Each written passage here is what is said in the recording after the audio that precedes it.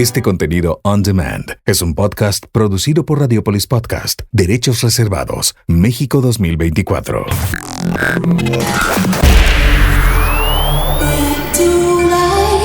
Marta de Baile W 2024. 5, 4, 3, 2, 1, 0. Nueva temporada. Número 1 en todo el cuadrante. 2024. De 10 a 1 de la tarde.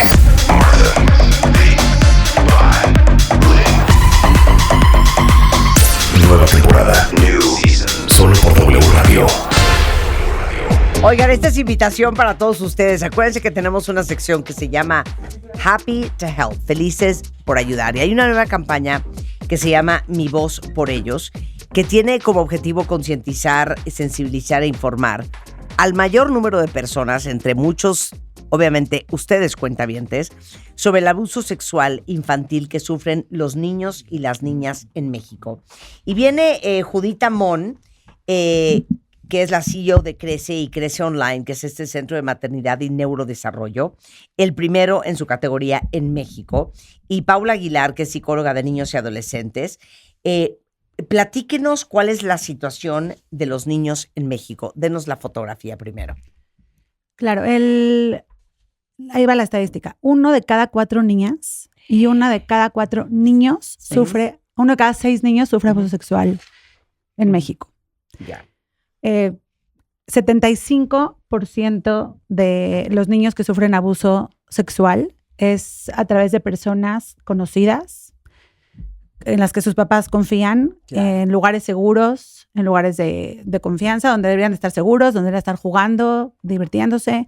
Y es una realidad que afecta a todos. No hay un nivel socioeconómico, no hay algo que tenga que ver con cultura. Esto es algo que nos influye a todos, nos afecta a todos. Pasa y por a eso, todos los niveles. Exacto. en todos los niveles, no hay alguien que pueda tener el privilegio de decir a mí seguro, o a mi hijo, a mi hija seguro, no le va a pasar. Claro, y me imagino que hay muchos de ustedes allá afuera, cuentavientes, que pasaron por esto y que están aún más sensibilizados que cualquier otra persona con el tema.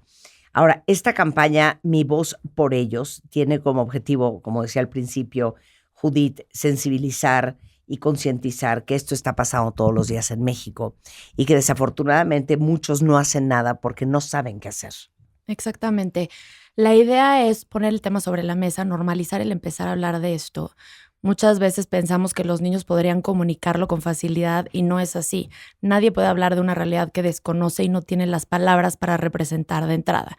Aparte, por supuesto, las limitaciones propias del desarrollo cognitivo, del desarrollo emocional, las mismas técnicas de manipulación, de gaslighting, etcétera, del propio abusador, que generan un enganche de pronto con una necesidad importante del niño que se combina a la vez con esta situación de abuso. Como decía Yu, 90% de los abusos son por parte de alguien cercano, conocido, de confianza, sin violencia, comienzan como un juego y para los niños es complicadísimo poderlo detectar.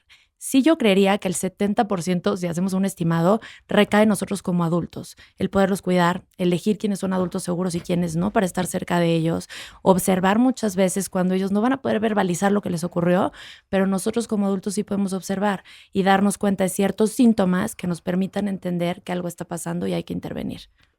Qué cosa más espantosa. Les digo una cosa, cuentavientes, no hacemos porque no nos imaginamos.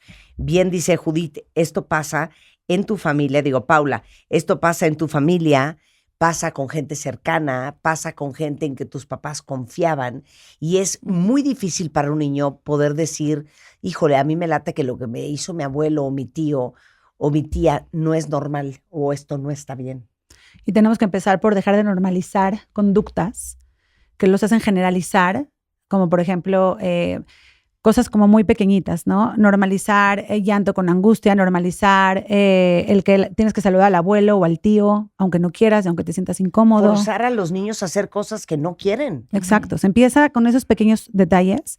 El aliado de los abusadores es el silencio y la falta de información. Por eso estamos aquí, por eso existe Mi Voz por Ellos, porque necesitamos informar, concientizar, llevar a las mesas de todas las familias este tema que muchas veces no se quiere tocar, no se quiere confrontar. Primero porque creemos que no va a pasar, ¿no? Es un tema tabú todavía en muchísimas familias. Y también porque a lo mejor me incomoda tanto que si no, que mejor no. De eso va a desaparecer. Hay quienes dicen, no lo quiero atraer, ¿no? Pero que no lo veamos no quiere decir que no estamos en riesgo también. Digo, de esto va justamente el curso en línea de prevención de abuso infantil que ofrece Crece, totalmente gratis para que lo tomen todos ustedes. Pero, y ahorita les decimos cómo y dónde lo van a tomar, pero dime una cosa, Paula, ¿cómo se previene el abuso infantil? Ok, esta es una pregunta súper interesante y bastante amplia. La prevención puede recaer en un porcentaje pequeñito en lo que pueden hacer nuestros niños. Hablaban ahorita justamente de la incomodidad, decía Judith, ¿no? O sea, obligar a un niño a saludar es enseñarle a transgredir la única voz que tiene que le puede avisar que algo puede ser inadecuado para él o para ella. Entonces, sí, claro, tener la información, debe tener la información el niño, también debe estar en contacto con su cuerpo, ser muy consciente de sus sensaciones de comodidad e incomodidad y que tenga esta voz que lo valida para decir, sí, esto, mi voz, mi sensación de incomodidad es suficientemente válida para moverme, para tomar una decisión, etcétera. Saber, por ejemplo, detectar ciertas conductas inadecuadas, cambiar la cultura en el sentido de complacer, de asertividad, de educar a través del miedo y la culpa, ¿no? Educamos manipulando, chantajeando, amenazando y finalmente ponemos a los niños en este mismo plano que es el que utilizan los abusadores. Entonces, de entrada, si hay una parte que pueden hacer los niños, una parte gigante de la cultura. Hay cosas en la cultura o en instituciones que favorecen, por supuesto, el abuso, pero sobre todo lo que nos toca a los cuidadores, padres, madres o cualquier persona que esté cerca de niños y niñas, es saber de qué forma elegir adultos que puedan ser seguros, qué conductas son inadecuadas, de qué manera estamos poniendo a los niños en posiciones vulnerables, cómo podemos fortalecerlos. Por supuesto, una situación de abuso requiere, por fuerza, tener acceso al menor. Si no hay acceso a este menor, no hay abuso. ¿Y quién determina el acceso? Los adultos que estamos a cargo de las niñas y niños. Entonces, lo que pasa es que qué difícil, Paula, porque no te vas a imaginar que tu hermano o tu primo, porque imagino que es mucho más los casos de hombres abusando a niños que de mujeres abusando a niños. Así es. ¿No? Nunca te vas a imaginar que tu hermano, tu papá o tu primo o tu tío pudiera abusar de tu hijo. Sí, justo eso es lo que activa esta grandísima negación y evitación del tema. Yo te diría, lancé una encuesta a sobrevivientes, tengo casi 1,500 respuestas sobrevivientes y el número 1 de los abusadores, primo. Después papá, después tío, luego hermano. Esos 4 son los principales ofensores de menores. Entonces, y entra aquí también este gran mito de que el abuso tiene que ser por parte de un adulto. Existe el abuso sexual entre pares. Lo que pasa es que por siglos lo hemos minimizado, como son niños, están jugando. Sí, hay juego sexual entre niños, claro que lo hay, pero hay que saber diferenciar entre ese juego sexual y una situación de violencia sexual infantil. Claro. A ver, ahora, cuenta Judith, ¿dónde vamos a aprender la prevención de abuso sexual infantil? mivozporellos.com es la página donde van a encontrar distintos recursos. Uno de ellos es el curso de prevención de abuso sexual infantil que imparte Paula. Es un curso donde los papás, desde la comodidad de su casa, van a poder recibir herramientas todo el mes de mayo sin costo. Es un tema complejo, repito, muchos no lo quieren a veces confrontar, también porque existen adultos que les mueve mucho situaciones, ¿no? Pero es un curso que han tomado ya 100,000 familias. Muchos de ellos con los que hemos platicado lo reciben con claridad. Es un curso que Pau imparte con un lenguaje suave, pero conciso. Los papás, después de que vean ese curso, van a tener herramientas. Y este año, por primera vez, se suma con nosotros Fundación Freedom. Y también agregamos un taller de riesgos digitales y autocuidado en el mundo digital, porque la trata infantil es otra horrible realidad, ¿no? Cada hora secuestran a 2 niños para ser explotados sexualmente en México. Entonces, este es un curso también gratis, también todo el mes de mayo, donde los papás van a poder gestionar, hacer un uso responsable de redes sociales y tener los candados necesarios. Ya. Ok, entonces, nuevamente, el hashtag es Gatito Mi Voz por Ellos y se han sumado a estas campañas gente como Aislinn Derbez, está Andrés Guardado, Fernanda Castillo, Claudia Álvarez, Mariana Rodríguez, Ari Boroboy, Manuela Molina, muchos otros. Este año fue la fundación invitada y cuenta con la participación de Fundación Freedom, liderada por Fernando Landeros de la Fundación Teletón. Y ustedes pueden entrar a qué página otra vez, Judith. mivozporellos.com. Y algo clave, Marta, es que esta campaña ha funcionado gracias a que se ha viralizado. Lo que queremos es llevar información y concientizar, y lo que lo ha hecho posible es que desde el primer año, miles de personas se han sumado en redes sociales. Lo que más ha impactado, por supuesto, son estas personas con influencia importante, donde tenemos esta foto icónica, donde los invitamos a sumarse, que es poniendo la mano en señal de stop, con una pequeña leyenda de algo que les haya impactado el curso, la información que compartimos en la página, que también tenemos información que pueden compartir. Y con esta foto icónica lo comparten y compartir el link del curso. Y como decimos, no se trata, idealmente, por supuesto, todos los que tengan comunidades importantes en redes sociales, que nos ayuden, pero si alguien nos está escuchando y lleva a su hijo a una escuela con 1,000 alumnos, que comparta esto. Tenemos material digital ya que lo pueden imprimir con el código QR del curso. Todo está. El que quiera ayudar, son pequeñas acciones lo que tienen que hacer. Es un tema complejo, pero de verdad, para ayudar puede tomarnos 1 minuto, 2 minutos para hacer la diferencia en nuestro círculo más cercano. Claro. Entonces, a ver, hay que tomarse una foto. Con la señal de stop. Con la señal de stop.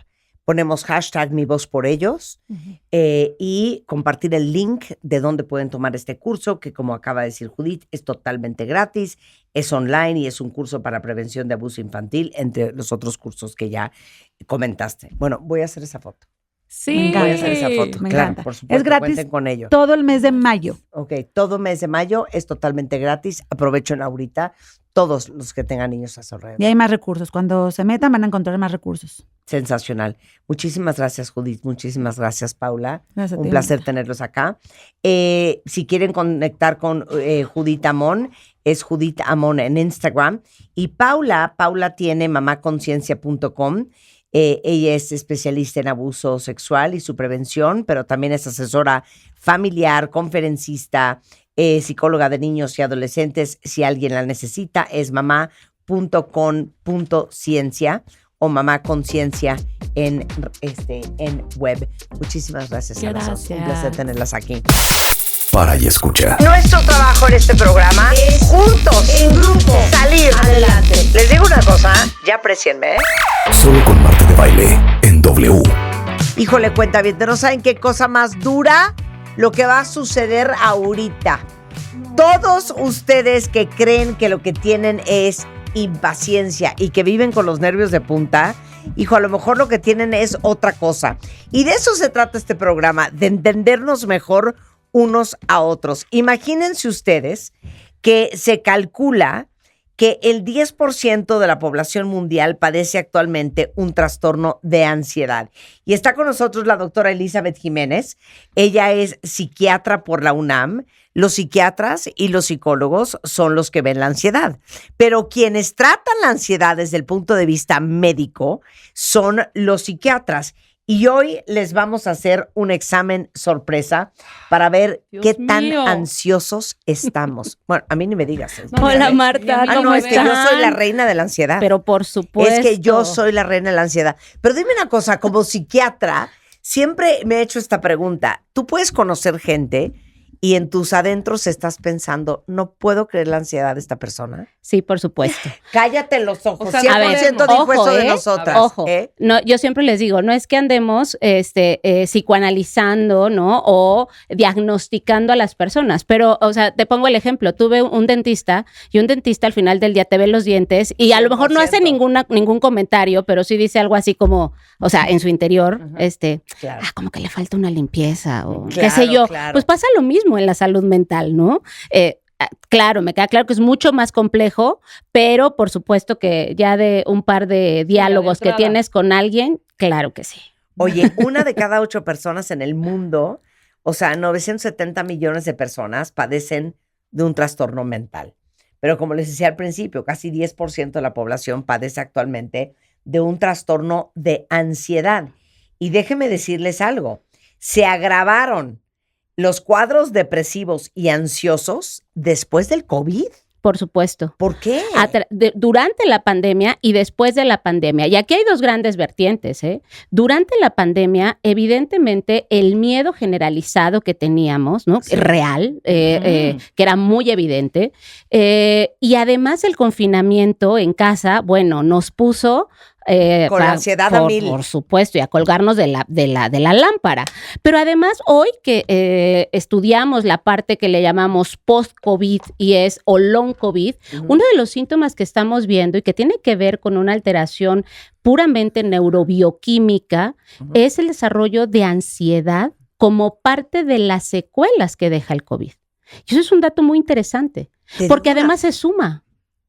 O sea, si ya previamente eras ansioso y además potencializó. Pero por supuesto, claro. Porque además se vino la pandemia, el miedo real, que todos estamos angustiados por lo que nos iba a pasar a nosotros y a nuestros familiares, luego te mandan a tu casa a estar 24/7 metido ahí y además, échale que van pasando los años y ahora nos damos cuenta que neurobioquímicamente el COVID le pegó a algunos sistemas neurobioquímicos que generan ansiedad. Sin duda, claro. Te digo algo, podemos hacer cuentavientes un programa, Elizabeth, solo hablando del impacto del long COVID en el cerebro.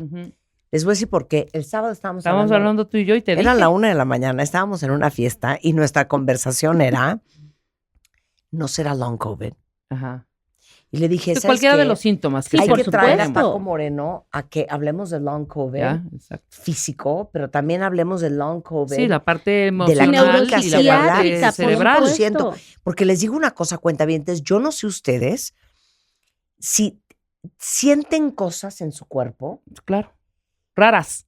Que antes no. Que no pueden explicarse qué es. Tendré gripa, tendré alergia, ¿por qué me duele la cabeza desde hace un año? Enfermo de algo, o sabes que será la menopausia, Ajá. o no, es que yo creo que es la disautonomía, o será que la migraña que yo tenía se me mutó en otra cosa, o será vulgarmente ya estoy envejeciendo. Claro, o ya estoy ruca, o esto es long COVID. Sí, por supuesto. Hay que hablar de eso 100%, Elizabeth. Sí, por supuesto. Vamos a hacer un programa de eso. Por supuesto, pero fíjate, esto que tú comentas, ¿no? O sea, el porcentaje, déjame decirte que a nivel mundial, las estadísticas, y México no es la excepción, los trastornos mentales más frecuentes son los trastornos de ansiedad.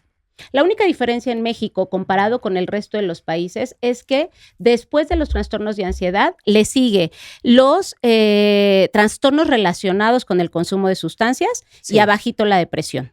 A nivel mundial es primero ansiedad, depresión y luego trastornos por sustancias. Hay gente más ansiosa que deprimida. Sí, por supuesto. Porque aparte es mucho más fácil que seas funcional. Sí.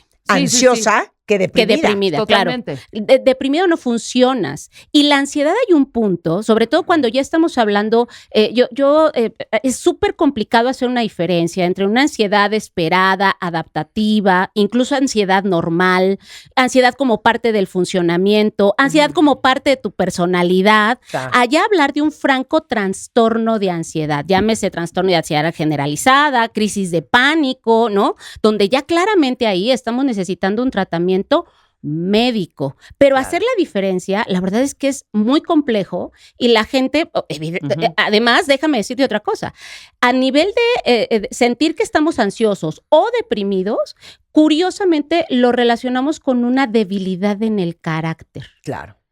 Yo no estoy siendo capaz, yo no estoy pudiendo. Y eso es lo más falso del mundo. Claro. Pero en realidad mucha gente se lo cree y eso hace que te pega la autoestima cañón. Por supuesto. Y que le pegues a las cifras de por qué la gente no se atiende. Claro. Pero oye, es que eso es lo que queremos aprender con Elizabeth hoy, cuentavientes, porque una cosa es ser ansiosita. Sí. Y otra cosa es tener una franca ansiedad. ¿Y cómo sabes si eres ansiosita o cuándo te ansiedad? Tienes que medicar y cuándo tu ansiedad ya es un problema estructural? Para ti, ¿qué es ser? Espérame, esto es importante para que la gente de a pie que nos está escuchando cuando dices, es que estoy nerviosita, estoy ansiosita. Dame 3 características de ser ansiosita. Me da vergüenza decir al aire, cuentavientes, lo que voy a decir nos confesamos de Elizabeth. Dilo. Vamos a confesarnos. Sí, totalmente. Claro, pues de eso se trata. Te voy a decir en qué siento yo que se me nota la ansiedad. Soy catastrófica. Uno de los síntomas. O sea, a mí me llaman de mi casa, lo estuvimos hablando el otro día, cuentavientes. Señora, ¿qué pasó? O sea, yo ya estoy con los nervios, ya esperando la tragedia. Soy catastrófica, soy fatalista.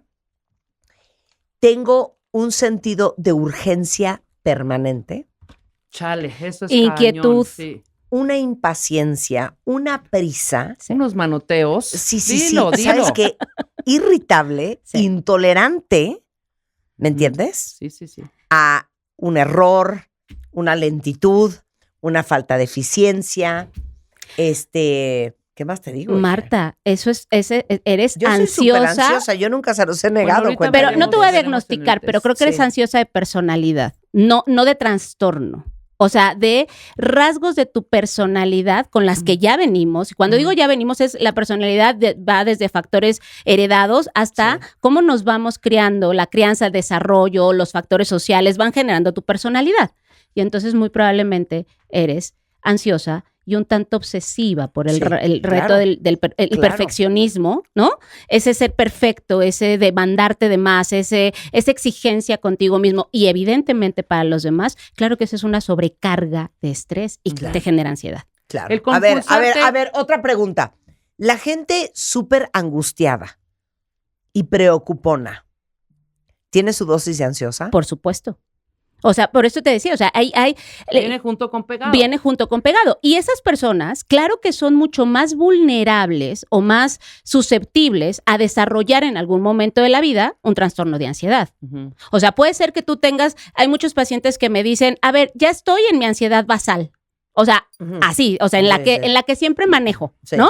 O sea, cuando ya necesito o acuden a tratamiento es porque ya no es esa ansiedadcita basal con la que más o menos van funcionando, sino que de repente ya les saltó a a francas crisis de ansiedad o a una ansiedad que ya sienten que se están perdiendo el control o empieza a deteriorar el funcionamiento. Esa es la ansiedad patológica. Les traigo un test que realmente es un escaneo muy breve para que lo podamos hacer muy digerible. Este es el test breve Mental Health America para ver qué tan ansioso eres. Y entonces la pregunta que nos tenemos que hacer es, durante las últimas 2 semanas, ¿con qué frecuencia has sentido los siguientes problemas que voy a enunciar? Todos se responden de la misma manera. La opción A es nunca, la opción B es varios días, la opción C más de la mitad de los días y la opción D casi todos los días. ¿Ok? Oye, te volviste monísima con los 2 semanas. Sí. Sí, yo diría los últimos Sí. 20 años. Por supuesto. Ok. Pero hablemos en estos momentos, ¿qué tan ansioso estamos? Entonces, primer pregunta, ¿qué tan frecuente te pasa que te sientas nervioso, intranquilo o con los nervios de punta? ¿Nervioso, intranquilo Las últimas o con 2 los nervios semanas. de punta? Las últimas 2 semanas.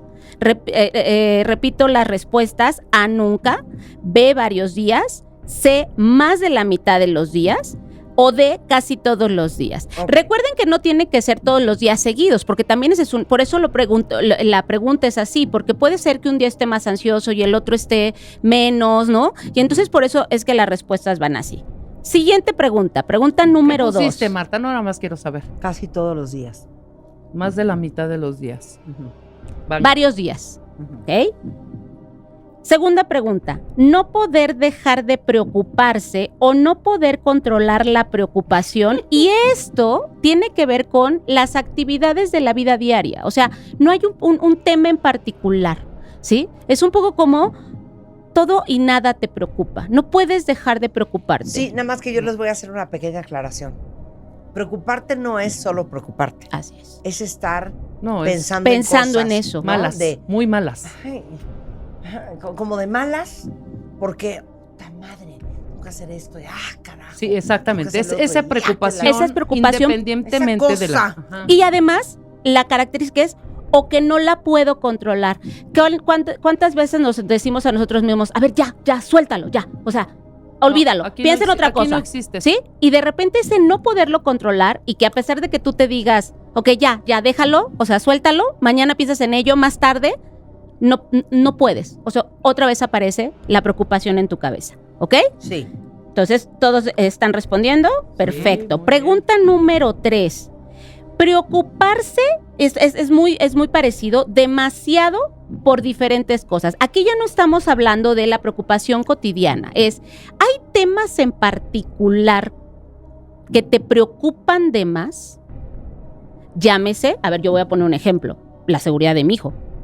No, bueno. ¿Sabes? O sea, por poner un ejemplo, es decir, hay cosas que te preocupan de más, pero ya no solamente me preocupa mi hijo, y entonces me preocupa la amiga que está enferma, y entonces me preocupa el esposo que salió de viaje, pero entonces me preocupa, ¿no? Pero dice de más, al grado de que no lo puedes soltar otra ¿Quién de vez. ustedes añadiría esta lista que nos dio Elizabeth? Güey, ¿cómo me voy a retirar? Cállate. Claro. No, Por sí, ejemplo, claro. no, O a ver. ya, no manches, ya se me salieron como 3 arrugas en 2 días. O sea, ¿sí? O sea, cosas O puedes estar muy preocupado siempre por Muy tu preocup- salud. Por tu salud. por tu claro. salud, por No, supuesto. ¿no? Tengo esta sensación y es, puta, ¿y si ya es cáncer? Tranquilo. Ajá, tal Claro, cual. ¿No? claro. Y ya hasta te estás imaginando en tu sepultura, ¿no? Pregunta número 4. Dificultad, ¿qué tan difícil es relajarse? ¿Qué es relajar? Relajarse. Descríbeme relajar. Sí, ¿qué es? Empecemos por eso. O sea, porque yo estoy echada en el sofá, Pero como con un mono en la cabeza, hija. pero estoy con el celular en la Claro. mano. Tac, tac, tac, tac, tac, Dificultad tac, tac, tac. para relajarte es de verdad poder decir, me voy a tomar 5 minutos en donde no quiero hacer absolutamente nada. Dejas el teléfono, te sobas las piernas, incluso puedes a lo mejor no estar pensando nada, disfrutar una canción, o sea, abstraerte del mundo. Mientras Bueno. estamos dormidas puede ser ese relajamiento. Dificultad para Yo cuando estoy relajarte. en el coche, sobre todo cuando salgo de radio, estoy Anda, puede bastante ser. serena. Claro, puede ser. Sí, Pero, Puede ser. pero, es pero, media hora híjole, de tu relax. dificultad para o sea, relajarse. en general, sí. O implica también que cuando estás preocupada, ¿qué tan fácil te es eso? O sea, estoy preocupada, Desconectarme. desconectarte ¿Cómo crees? y te relajas. ¿Cómo crees? Echar a andar cosas que te permitan decir, ok, creo que ya me estoy volando, respiro, me relajo, lo intento y que lo logres hacer. A ver, ¿quién de ustedes no encuentra a su hijo porque no contesta el maldito celular? Y entonces, hasta que el niño aparezca, no van a tener paz. Ese es el ejemplo Sí. que te ponía antes del Sí. corte. Oye, pero relájate, ahorita te marcan. Sí. No, no me puedo relajar. Hasta que el niño no aparezca, no puedo relajar. Oye, Sí. que dejó el igual Es que a lo dejó mejor dejó el celular en teléfono. coche. No, Sí. es cierto, no, nunca lo deja en el coche. Bueno, Oye, se metió al baño y lo dejó. No, siempre está con el celular pegado. O no, y nos juntamos Marta y yo, y no te cuento, porque si no es así, no, ya ahorita sí ya marca. No, es que sí. Entonces ya estamos dándonos Se cuerda, exponencian. ¿no? Ok. No se los ponen Bueno, así. va. Pregunta número 5. ¿Qué tan frecuente es que estés inquieto que te es difícil permanecer sentado o tranquilamente? O sea, ¿qué puede pasar? Hay mucha gente que está sentada, pero está tamborileando los pies, o sea, moviendo las piernas, ¿sí? Tiene que estar agarrando algo, o sea, estar sentado tranquilamente. No. Sentado tranquilamente. Ok, que no nos confesión. Eso es inquietud. Elizabeth. Confesión. Podemos estar sentadas Ujú. y simular que estamos tranquilas, pero por dentro es un bollo de nervio. Es que yo no. Si a mí me dice Juan, ven, siéntate, vamos a platicar. No. Marta no. Sí, Yo o voy sea, con la desde- lima en la mano. Sí, va con algo Marta siempre. Inclusive, Estar vamos a ver sentado una tranquilamente. película. Así con las manos con a las los manitas lados. quietecitas, las patitas No, no, no. estiradas. Traigo las pinzas para los pellejos, o traigo una lima en la mano, o me voy a pintar las uñas, Ajá. o algo, o depilar la ceja, algo. Por ejemplo, No ayer puedo que estar tuvimos sentada una sin hacer nada. Tuvimos Ahí una está. conversación muy, muy leve. No sé si fue ayer o antier, no sé. Pero estábamos en video, Zoom, todo el mundo echado como en su cama. Y Marta limpiando unos pájaros. ¿Fue ayer o fue antier? Ayer. Sí, limpiando, ¿no? O sea, no echada a gusto, Sí. porque era No. temprano, no.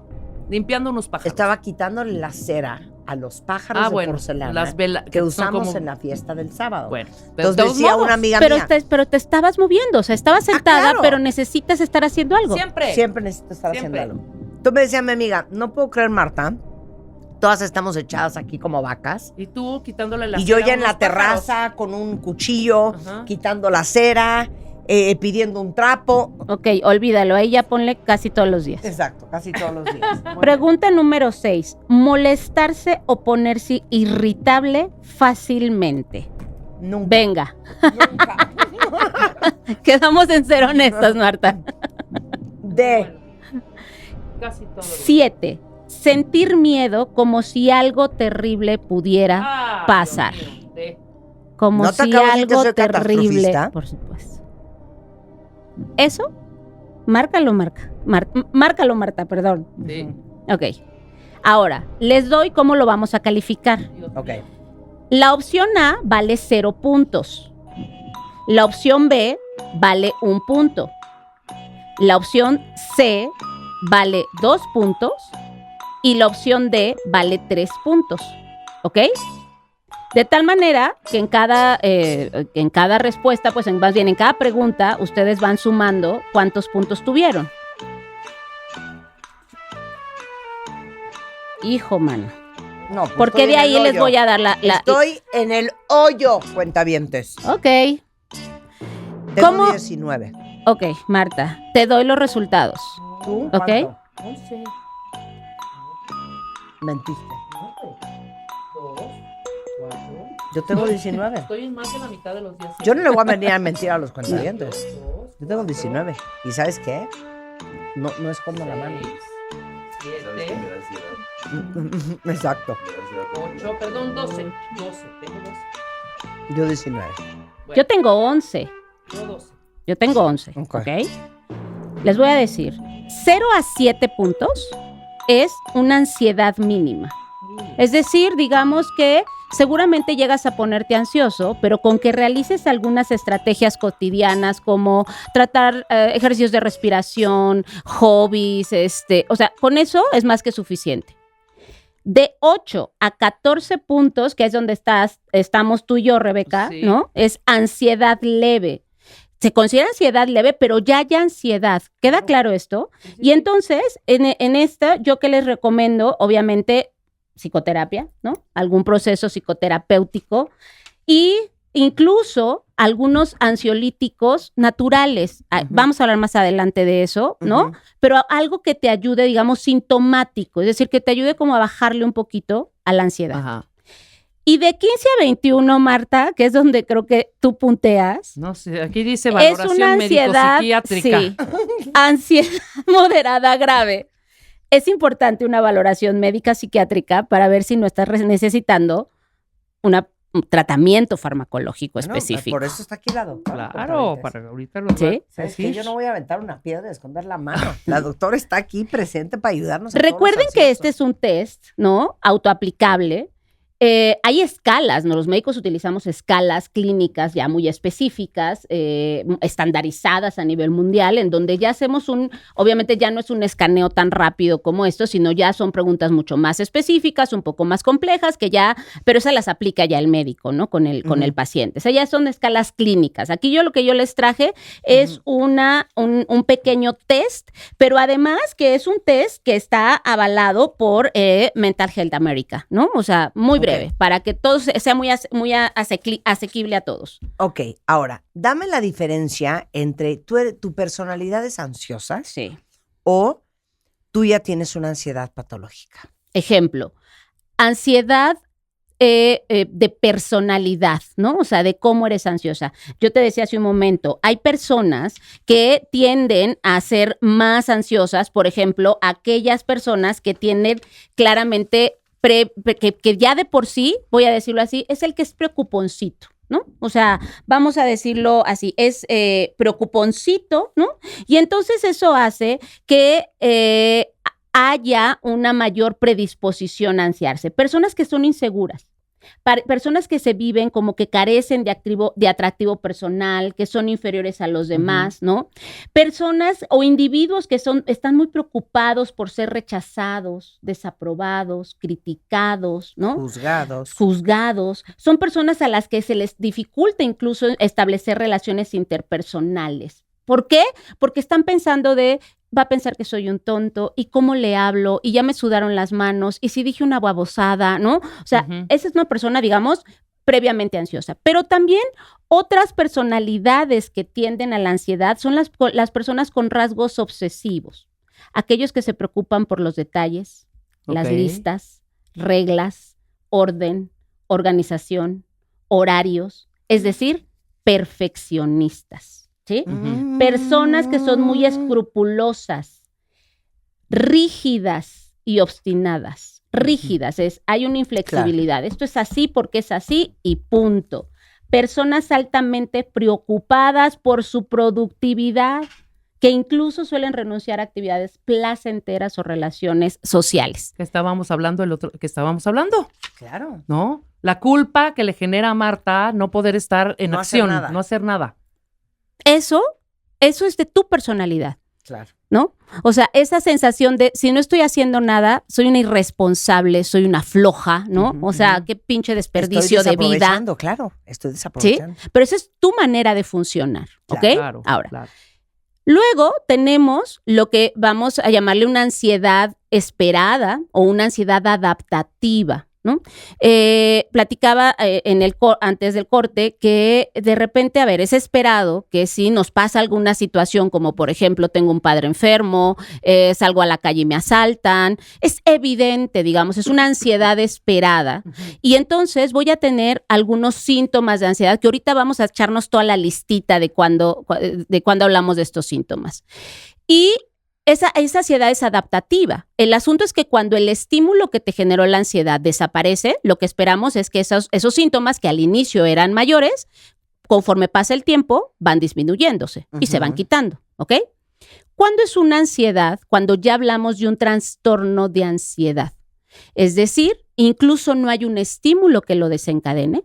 De la nada me empiezo a sentir con un miedo muy intenso y todos los síntomas que ahorita vamos a describir o algunos de los síntomas que vamos a describir, que esos síntomas han perdurado por un periodo incluso mayor a 6 meses. ¿Por qué ponemos en medicina? ¿Por qué ponemos este rango de tiempo? Porque antes de esos 6 meses, voy a decirlo así, si hay un estímulo que lo desencadenó, las personas tienen chance de adaptarse a eso, ¿no? Es decir, claro, hubo un estímulo que lo desencadena, intento adaptarme a eso y va a ir pasando.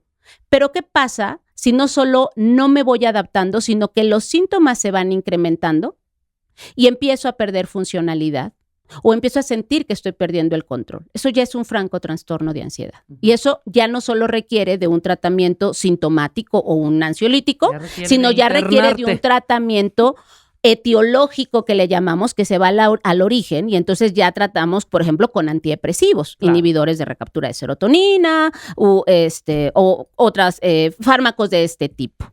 Y entonces ahí es donde diferenciamos entre la ansiedad normal o la ansiedad esperada adaptativa, las personas que son ansiosas de personalidad y una ansiedad patológica. Y ahí entra, en la patológica, entra la frase, ¿y sí? Exacto. ¿Qué pasa?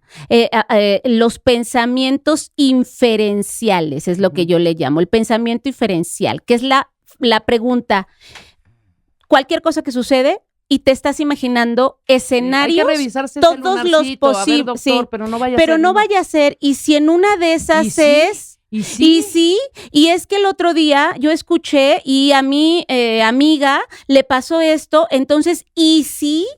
¿Es esto? Y si entonces no me llamó mi hija porque Marta decía del teléfono, y sí, ya la secuestraron, ya, o sea, no, ya, o sea, no manches, ya, se la robaron, ya alguien le hizo algo, o sea, el pensamiento inferencial catastrófico, los pensamientos catastróficos. Y entonces podemos hablar de los síntomas, porque cuando decimos, oye, ¿qué es la ansiedad? ¿Cómo se siente? Más bien, la pregunta es, ¿cómo se siente la ansiedad? Porque además creo que esto tenemos que enseñárselo también a nuestros chavitos, ¿no? Mira, cuando tú sientas esto en tu cuerpo, esto probablemente empecemos a diferenciar, esto se llama miedo, esto se llama tristeza, esto se llama enojo, ¿no? Claro. Pero la ansiedad deriva de una emoción básica que se llama miedo. El miedo es una respuesta que te prepara para atacar o huir. Sí. ¿Por qué creen que en la ansiedad nos ponemos irritables? Porque estamos en posición de ataque. Claro. Porque mi cerebro está captando que hay una amenaza a mi integridad física o que hay una amenaza a mi integridad psicológica. Y entonces, de ahí viene la ansiedad. ¿Cómo se caracteriza? Podemos identificar, vamos a agruparla en diferentes síntomas. Los síntomas físicos: taquicardia, palpitaciones, sudoración, Sí. temblorcito de manos, el tamborileo de los pies, sequedad de boca, malestar abdominal, que puede ser desde náuseas o esa sensación de inespecífica en la panza. Empiezas a sentir hormigueo, adormecimiento en los brazos, tensión, dolores, molestias musculares, que es porque estás contracturado, insomnio, dificultad para conciliar el sueño a causa de las preocupaciones. El otro gran grupo de síntomas son los síntomas emocionales. Todo te da miedo, estás temeroso, estás inquieto, estás irritable, te sientes inseguro. Y finalmente lo que le llamamos los síntomas cognitivos, es decir, o del pensamiento. No me puedo relajar, no puedo poner mi mente en blanco, tengo dificultad para concentrarme, tengo pensamientos catastróficos o pesimistas y mis preocupaciones son excesivas o poco realistas. ¿Cómo ven? Todos estos síntomas es el bagaje de síntomas que nos hablan de hay ansiedad. ¿Cómo les platico que sí tenemos más de 4 síntomas de toda la listita que les di? Y esos síntomas están la mayor parte del día, la mayor parte de los días, por un periodo mínimo de 6 meses. Eso categóricamente es un trastorno de ansiedad generalizada. Claro. Y requiere tratamiento. Por supuesto. ¿Sí? Por supuesto. Okay. Y hay veces que se presenta en forma de crisis. Y en crisis el paciente siente que le va a dar un infarto, que se va a morir. La taquicardia, la sensación de no puedo respirar. Panic attack. Sí. Fin de la historia. Llegan a urgencias y en urgencias les dicen, pues todo está bien, ¿no? Todo está bien físicamente hablando. Y cuando digo físicamente hablando, no es que todas estas sensaciones no sean físicas. El paciente las siente claramente. Sí, se sienten. Nada más que el origen no está en el corazón. Es decir, esa taquicardia, el origen no está en el corazón. El origen está en la mente. El cerebro hizo que se desencadenara toda una cascada de sustancias bioquímicas que liberamos en ese momento y entonces eso hace que tenga la taquicardia, que se suba un poquito la presión, que tenga esa sensación de sofoco, de opresión torácica o esta sensación de que tengo que jalar mucho aire, como un... Claro.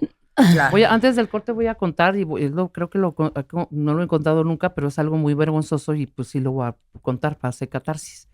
Yo me acuerdo hace mucho en un trabajo en donde estaba muy presionada. Estoy en los 90, muy presionada, muy. Entonces me tomé una pastilla para el dolor de cabeza y luego traía un cólico del infierno y me tomé otra pastilla. Sí. Casi con 10 minutos de diferencia. Entonces mi cabeza, absurda y loca, dijo, me tomé 2 pastillas, ¿qué tal si me cruzo? Pues haz de cuenta que sentí que me estaba cruzando.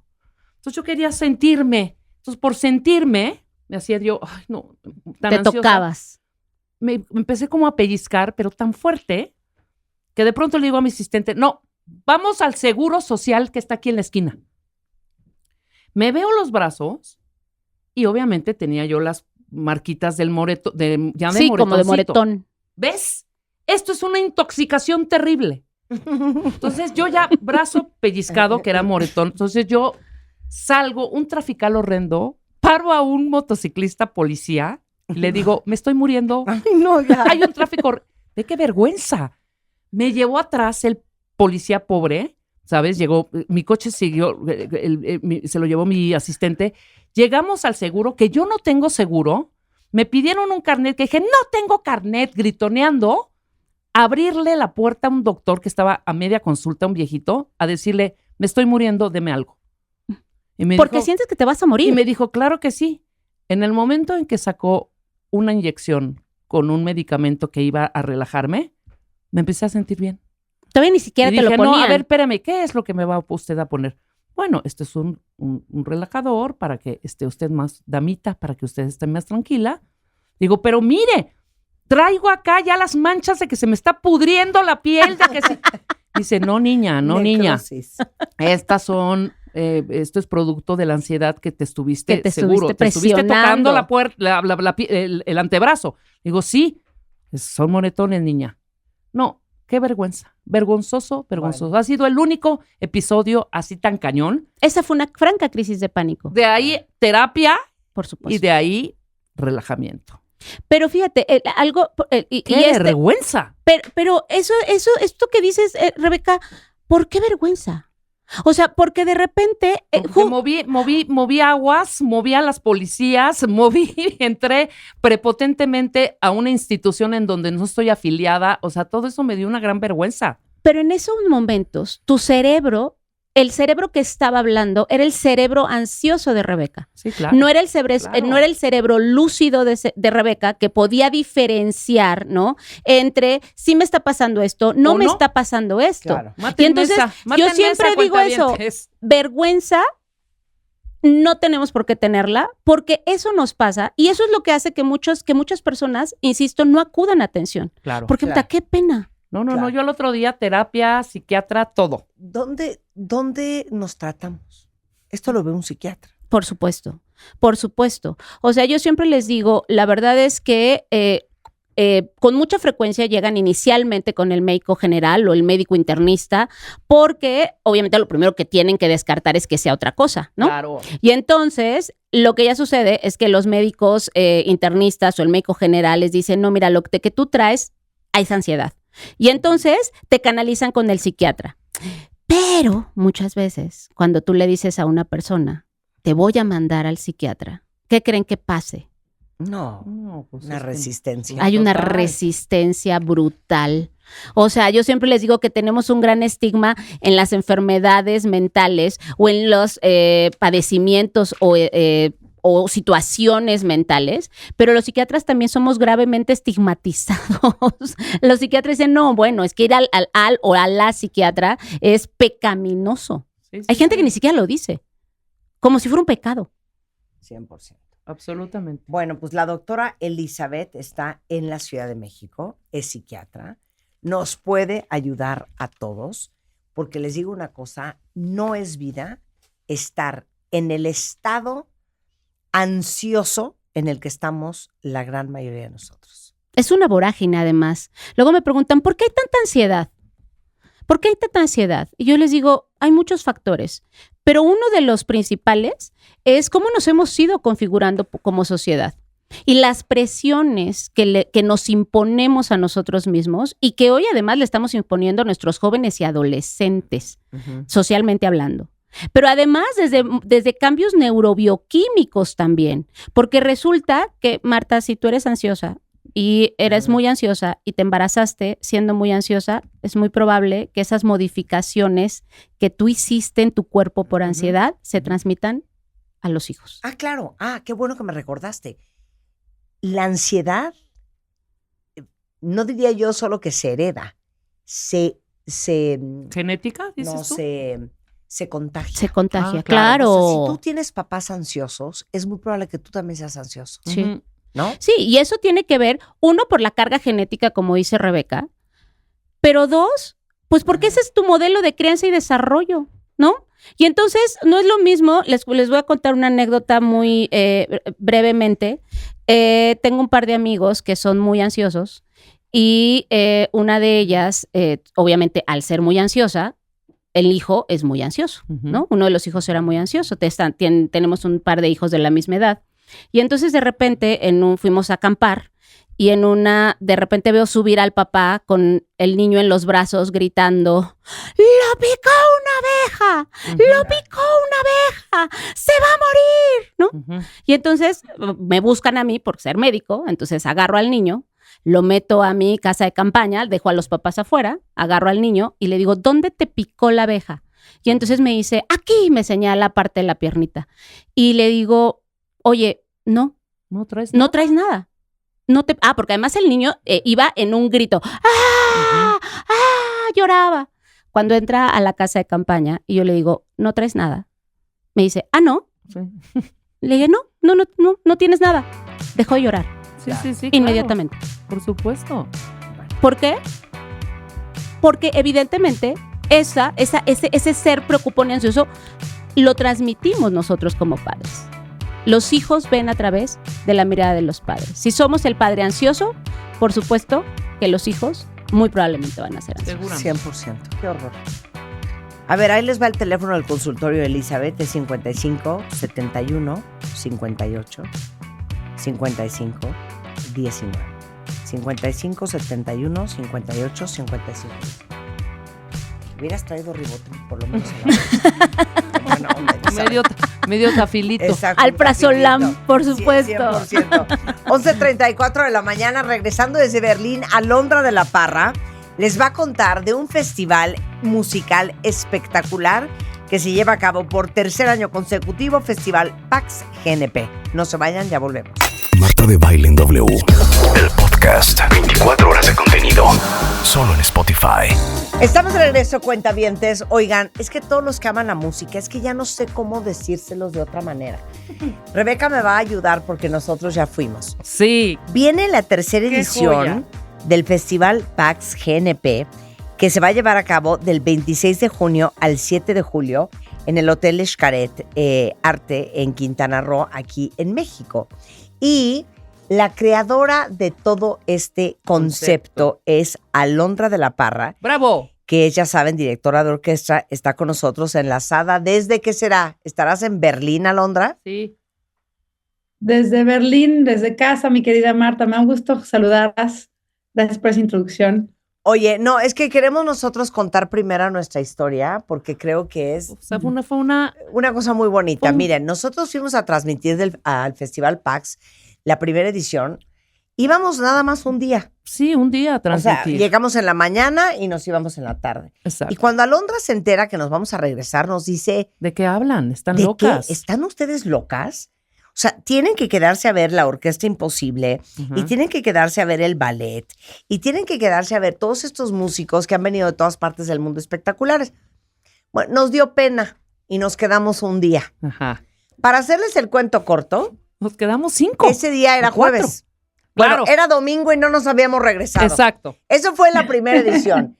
No, o sea, Juan, mi marido, ya de bueno, te alcanzo. Y yo, no. Ya mañana nos Ya regresamos, mañana Juan. me regreso. Llegó mañana y otra vez. Exacto. Ya te vas a venir hoy. No. Es que hay un ballet en la noche, cabrón. Ya mañana me regreso.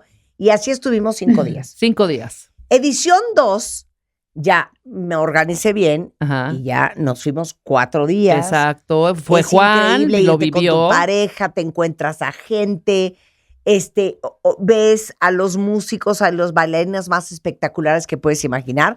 Y justamente a Londres este fin de semana estábamos hablando con nuestros amigos, con Leo y Sisi, Ajá. de que si vamos a ir el primer fin de semana, el segundo fin de semana, si nos vamos a ir 5 días, si nos vamos a ir 6, si nos vamos a ir 4, así estábamos. Entonces, obviamente, Los dos. este año Espero. vamos a ir. Pero cuéntales a todos lo que es el Festival Pax. No, fue genial tenerlas ahí. Me acuerdo que me decías, no tengo ropa, no te preocupes, te presto. Claro. Y así te estoy esperando un día más.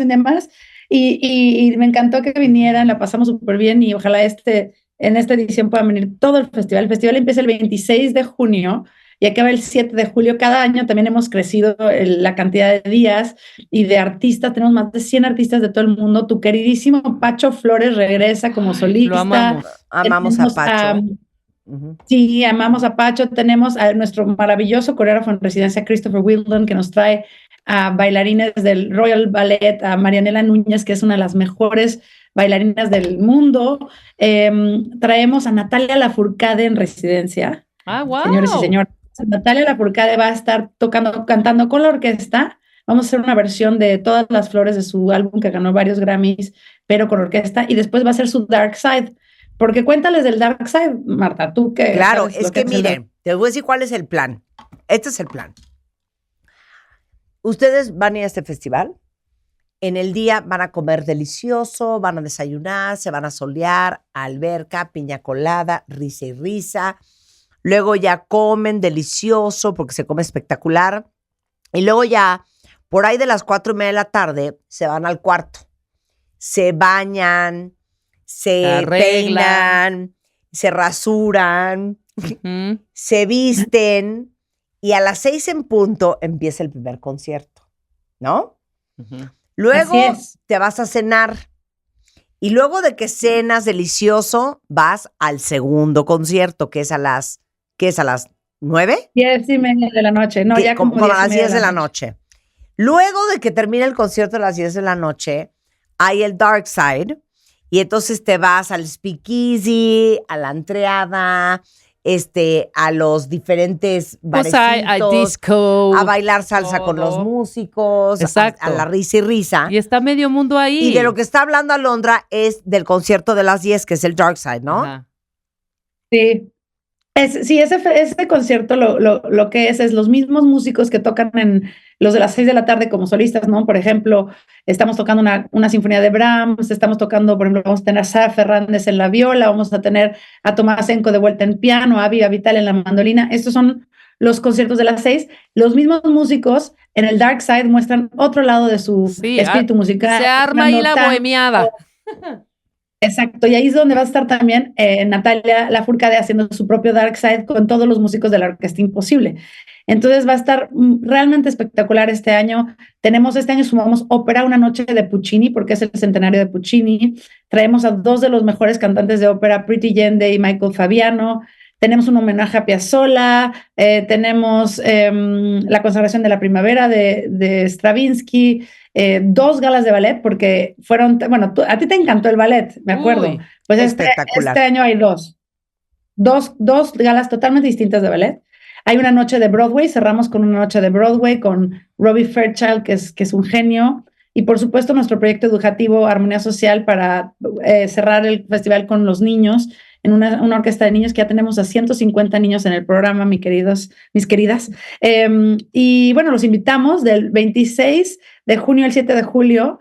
Pueden obtener sus boletos en festivalpax.gnp.com. ¿Y que creen? Que les tenemos un descuento del 10 de mayo.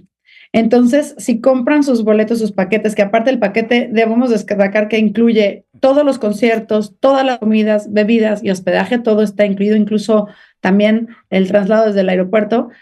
Si ponen el código 10MAI, como mayo, PAX con AA, 10MAI PAX, obtienen el 10% de descuento si lo compran antes del 10 de mayo. Entonces, buenísimo. Pues, Ahora, escuché ahí Broadway, escuché que va a haber una Broadway Night, querida Alondra. Digo, para que vendamos más boletos, Alondra, nada más por eso lo decimos. Estoy viendo si ahora sí estamos contempladas en algún momentito, ¿no? O sea, en la noche de Broadway con Robbie, ¿es donde quieres que Rebeca y yo cantemos? Que abramos ahí el momento. Ya, llevamos tres años planeando su debut de ustedes dos en el Festival PAX.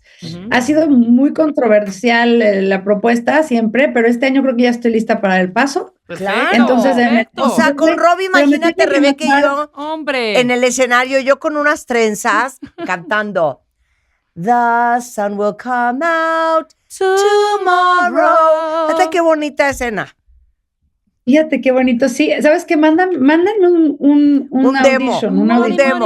demo, exacto, un demo. Sí, cómo no. Oye, entonces, a ver, ya, seriamente, para que tengan el 10% de descuento, y esto es bien importante, el paquete, como dice Alondra, es todo incluido.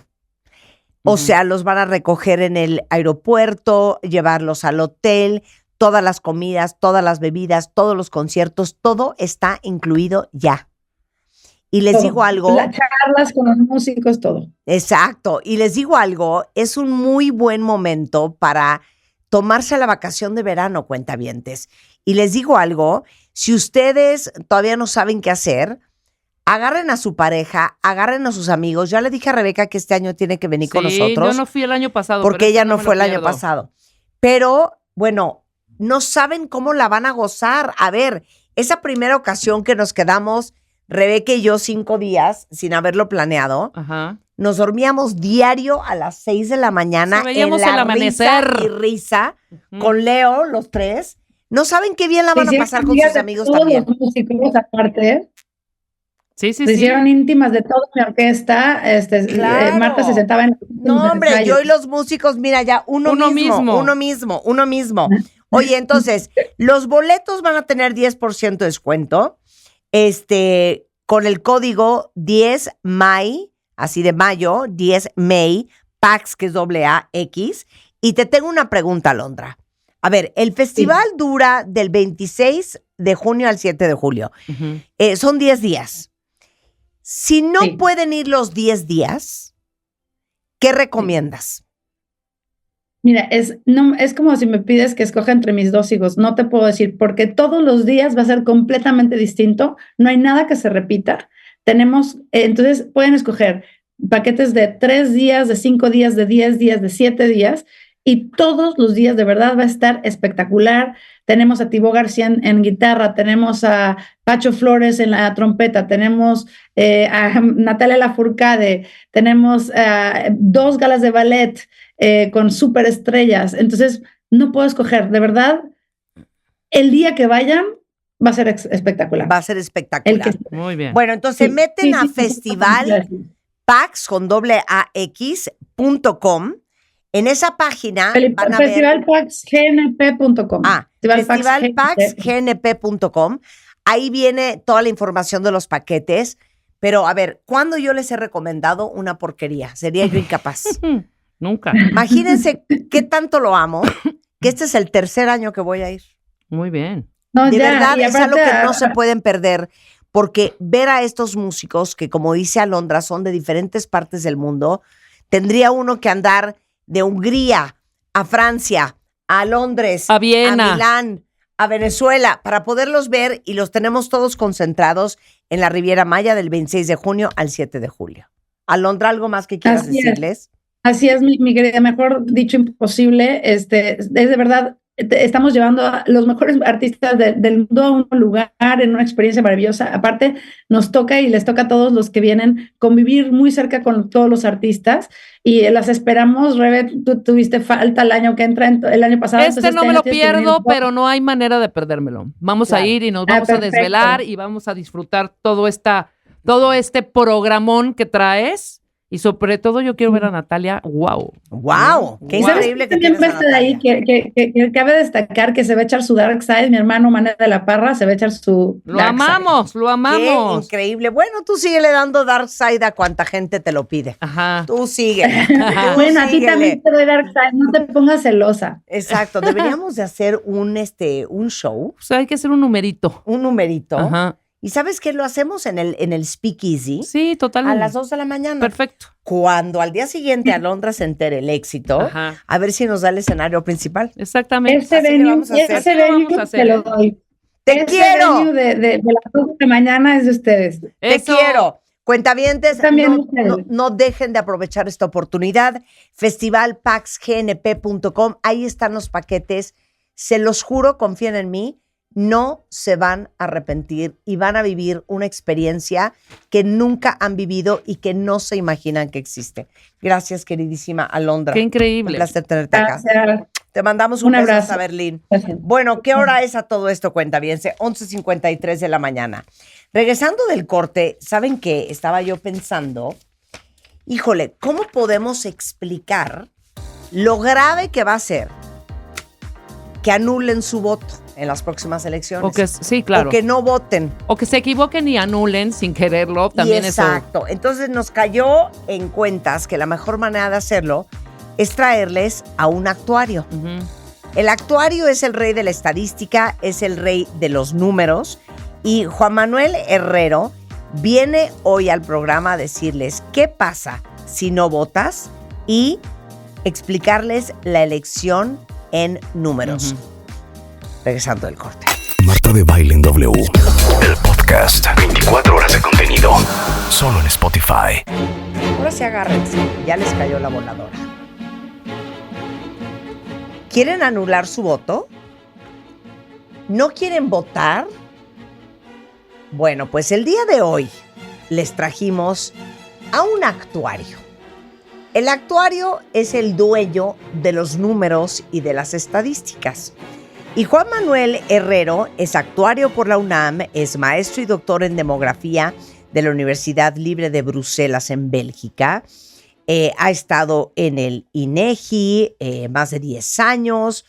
Es coordinador del Censo de Población del 90, del Padrón Electoral del 91. O sea, si alguien sabe de elecciones, es este hombre. Nada más que vamos a darle un twist a esta conversación, porque vamos a hablar numéricamente de la elección. Pero sobre todo, ¿qué pasa si no votas? El día de ayer subí a Instagram la explicación que nos vino a dar Carla Humphrey, consejera del INE, la semana pasada, enseñándoles a ustedes las boletas para que las conocieran físicamente y para que entendieran cómo votar, por quien quieran, pero cómo votar. No saben la cantidad de dudas que hubo, que para que me entiendan, ayer a las 9 de la noche, ayer domingo, estábamos buscando por cielo, mar y tierra a Carla Humphrey para que se metiera a mi feed y les explicara las dudas que ustedes tenían. Y esa es la parte 2 de nuestra iniciativa aquí en este programa y en W Radio para hacernos a todos conscientes de lo importante que es que votemos. Manolo, bienvenido al programa. Muchas gracias, Qué Marta. bueno que estás acá. Ahora sí que Rebeca. con todo, Manolo. Claro que sí. Ok, la primera pregunta que quiero que le contestes a toda la audiencia es, ¿qué pasa con la gente que se abstiene? Es un tema fundamental. A ver. O sea, por ley el votar es un derecho y a veces dicen y una obligación, pero si la obligación no tiene sanción, pues no existe la obligación. Entonces es un derecho. ¿Qué le pasa a la gente? Pues básicamente que no participa en la vida del país, no hay sanción. Si no voto, no pasa nada en términos de que yo tenga alguna responsabilidad penal, ¿no? No, pero hay una responsabilidad social. Claro. Ese es el gran problema del que no vota. Claro. Sí. O sea, y como lo hemos dicho tantas veces en este programa, si a ustedes no les gusta que tomen decisiones sobre su vida por ustedes, Eso. entonces ustedes tienen que votar. Sí. Porque es darle a alguien más la decisión. Tú no quieres votar, pero tu vecino va a votar, pues tu vecino está tomando la decisión por ti. Exacto. Ese es realmente el problema. Por eso digo, es un problema social, porque al final del día no está siendo uno consistente con lo que es el resto de las actividades. En el resto de las actividades tomamos decisiones, no las dejamos pasar. Bueno, en lo más o en algo de lo más importante que es la formación de un gobierno, hay quien decide no votar. Y eso creo yo que es el problema serio, ¿no? Ahora, el padrón electoral, escuchen esto, cuentavientes, son, Manolo, 100,033,050 personas de todos los que son pues arriba de 18 años que están Así es. en el padrón electoral. Ahora, una cosa es el padrón electoral y otra es la lista nominal. Así es. La diferencia, esto es bien importante porque se habla mucho del padrón, pero lo que va a las casillas es la lista nominal. Para poder votar hay que llevar a cabo 2 pasos. El primero es registrarse, es ir a un módulo del INE y llevar los papeles que nos solicitan y llenar las formas que hay que llenar y esperar a que le avisen a uno que ya está su credencial. Y ahí viene el segundo paso, recoger la credencial. Claro. Si yo no recojo la credencial, me quedo en el padrón, pero no entro en la lista nominal, por lo tanto, no puedo votar. No puedo votar. Pero estamos hablando de más o menos 1 millón de diferencia. 1 millón, sí. La lista nominal son 99,084,188 personas. ¿Y cómo se divide esta lista nominal? ¿Cuántos son mujeres? ¿Cuántos son hombres? Sí, muy bien. ¿Y cuántos son jóvenes? Bueno, primero lo que es importante decir, estos 100 millones de habitantes que están en el padrón o los 99 que están en la lista nominal es casi el 100% de las personas de 18 años y más. O sea, es un padrón con una cobertura casi universal. Eso es importante. Bueno, aquí, como en muchas otras cosas, lo electoral siempre está a favor de las mujeres. Primero, son más las mujeres que los hombres. 1. 2. Hay más mujeres registradas en el padrón que hombres. Tercero, votan más que los hombres, las mujeres. Números, hay 48% de hombres por casi 52% de mujeres. Ahí está la primera diferencia. Hay, por ejemplo, el caso de las edades, que creo que es importante, y creo que es importante porque ese es un tema que tenemos que empujar mucho. Las personas de 18 a 29 años, los jóvenes, son el 26% de la lista nominal y suelen ser los que menos votan. Por eso dicen, cuentavientes, pongan mucha atención. que esta elección la definimos las mujeres Y los jóvenes. y los jóvenes. Así es. ¿Es correcto, Manolo? Es correcto. ¿Es correcto, sí. maestro actuario? Sí, Manolo. ¿Es correcto? Sí. Mira, no es tanto el problema de que voten las mujeres votan y votan más que los hombres, pero sí los jóvenes. Y los jóvenes tienen razones que la verdad no son así muy sólidas, ¿no? Todos son iguales. No, pues no todos son iguales. En esta vida hay que saber escoger, hay elementos para tomar una decisión y lo que no puede ser es dejar la decisión en manos de otros, ¿no? Eso es fundamental. Tenemos que en los últimos 4 o 5 procesos electorales, digamos que la gráfica que nos muestra cómo se desarrolla la votación por grupos de edades, muy interesante. Los de 18 años sí se registran, sí están en la lista nominal, los de 18 y a partir de 19 se cae y vuelve a subir hasta los 29, sube y la edad en donde hay más votantes es de los 60 a los 64 años. O sea, es ahí donde tenemos el mayor número de votantes. Pero imagínense qué vergüenza. Sí. Porque uno pensaría, oye, los de 60 a 64, pues ya van un poco de salida, ¿no?